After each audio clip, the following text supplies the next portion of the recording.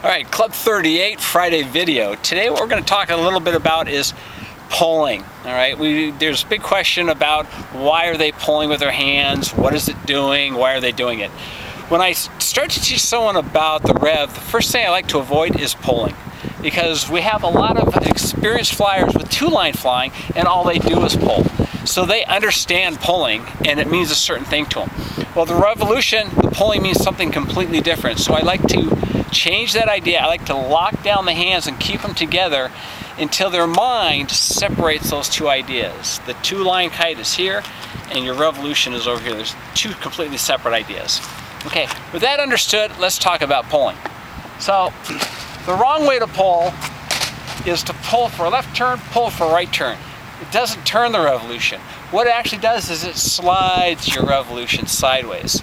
So the place it's most commonly used is in a side hover or side fly motion. You can see my hands are pulled off at a distance from each other.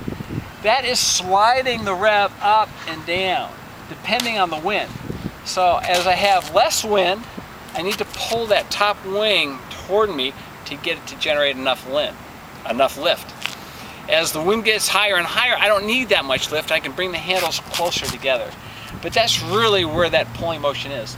So if you fly to the left or you fly to the right, you want to pull that top wing towards you. That's the most common one. And this is what it looks like. Hover to the right, my hands are offset, and that's maintaining that position. If I pull back a little more, it goes up. If I pull back a little less, it drops down. As it's flying across, I maintain that position. Then I do a turn and float back the other way, and again, my hands are offset. So that's where that pulling, number one pulling technique is. The second way, and also very common reason for pulling, is you're trying to accelerate the wing. So you can pull with both handles and you can accelerate those wings up.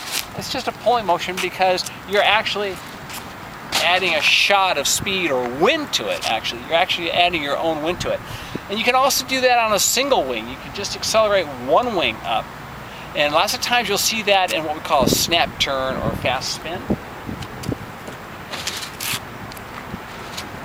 And this is a more complicated idea because you have two wings and you can accelerate each wing in either direction. So you can go both wings forward, pow. You can go both wings back, so you can put it in reverse and you can pull in reverse.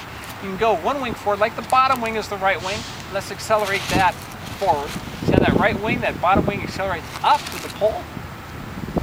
Or the left wing, I can pull and accelerate it, but it's going to accelerate downward. So I normally wouldn't do that. We're going to accelerate that top wing up, and that gives us a spin, like a snap spin. The other thing you can do is you can accelerate the wing in reverse. So you can reverse that handle. Let's say the bottom wing is in reverse. See how that bottom wing is reversing under? And you can pull at the same time. So reverse, pull.